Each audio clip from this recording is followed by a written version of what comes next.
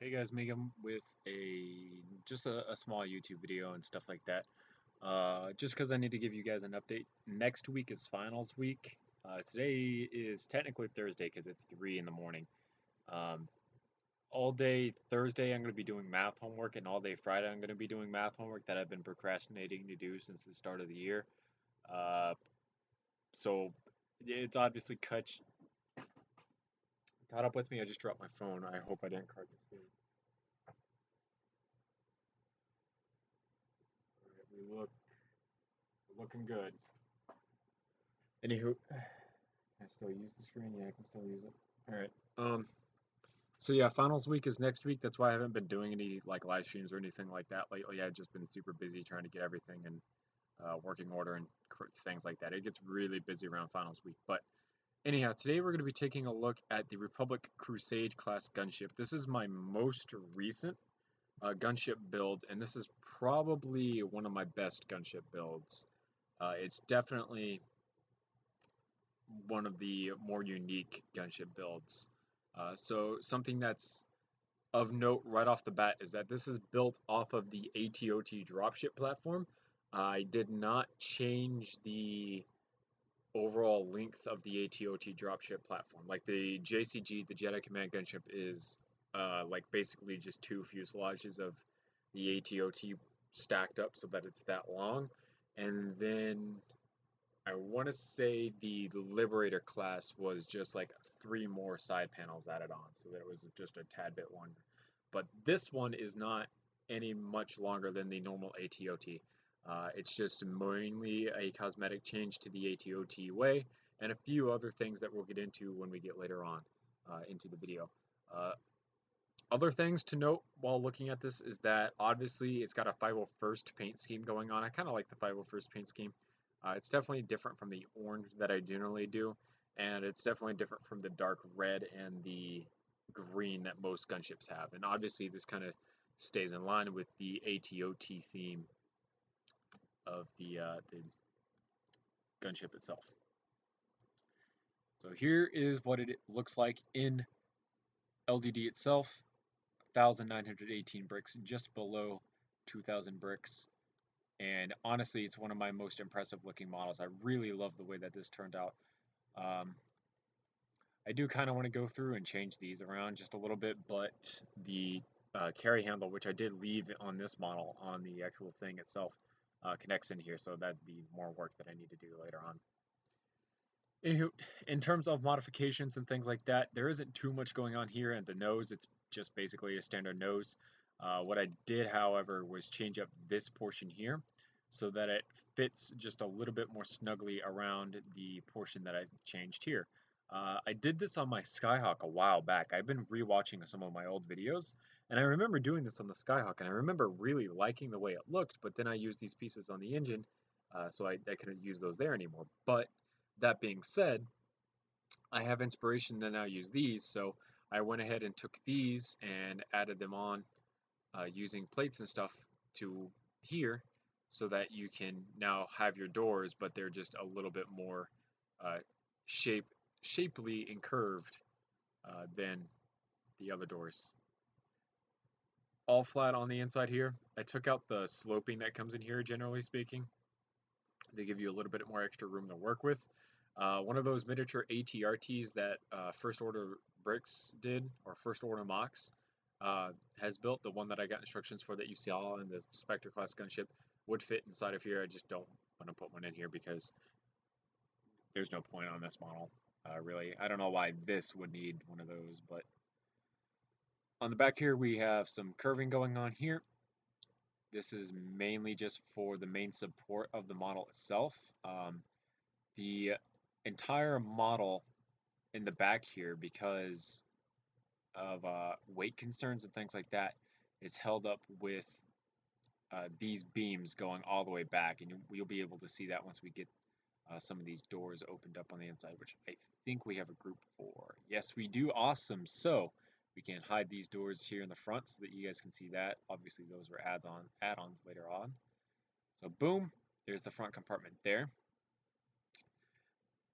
The Sorry, Kenyatta, I'll answer you here in a second.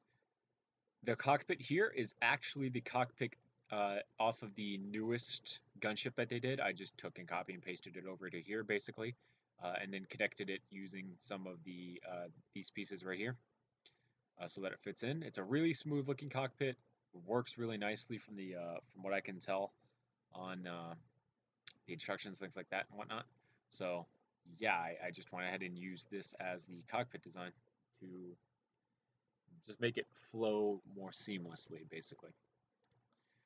We have our hatch here in the back.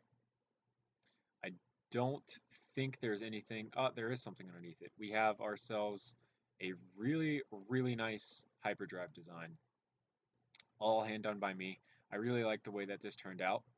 It's been a while since I've done this model, obviously, elsewise I would have known what was under here originally. But yeah, so basically it's just these two tanks here, which obviously have the valves that go into these little looking things back here. Just a really nice detail. So now it's hyperdrive capable, so it can jump across the galaxy, things like that. I left the original carry handle on it so that you could obviously transport it around, which means the communications array, or whatever you want to call this, is still up here. The back gunner station is still here as well.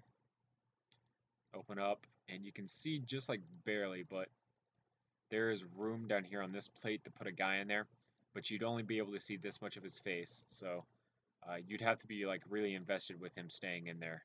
You're not going to be able to really get him out. Just make sure we go back all the way to the beginning. Make sure everything's okay. In terms of wing design, I did something a tad bit different. First off, we have two engines up here, and these are pretty normal engines for the AT-OT dropship. What I did non-normal is this little line up here of these grooves.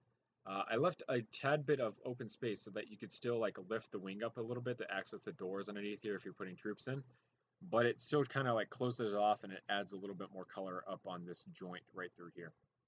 The other thing I did was implement a really, really awesome folding feature so that this entire portion of the wing down here is able to fold up like this. And the reason for that is, one, if you are like a collector like I am and you want to collect more and more Star Wars models, you might run out of shelf space, so you can fold the wings up and fit more models. And secondly, if you think about it, the Republic cruisers and things that would hold these types of things have a very limited number of room, and many aircraft carriers in real life house planes that have folding wings and things like that. So we might as well take that and kind of translate it over to this type of design here. So obviously I tried to do that to my the best of my ability. So you can fold that wing up, and then this wing can do the same thing, and then you can reduce the overall wingspan throughout the model. You can see it's a very fat model down here. Real thick flooring going all the way through.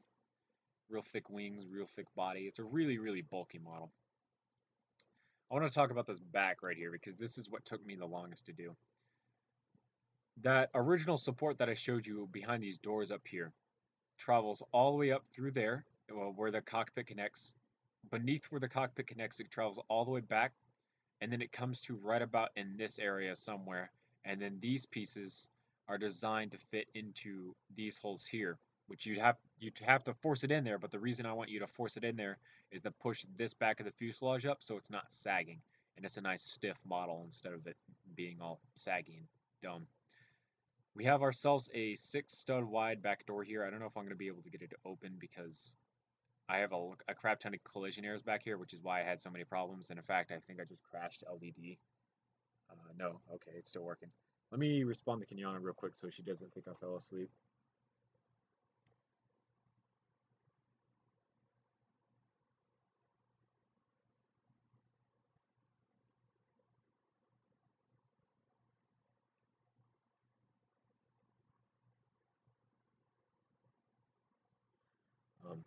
I just don't want her to think that I fell asleep.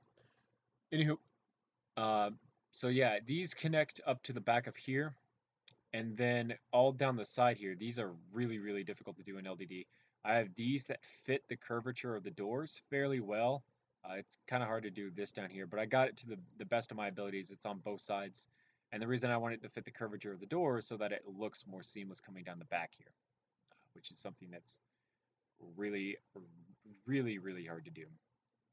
So this door design was suggested to me by a subscriber of mine, and I went ahead and I did it. It didn't. I wanted it to be a little bit thinner along here, like only one stud thin, but the way that I designed it, it wasn't going to work out like that. So that's something that I would probably change about it. But other than that, we're decently good looking on the doors here because they look a lot more seamless than the normal gunship doors. Of course, they both open like normal gunship doors. This front door will swing out this way, and this back door will swing out that way to the back.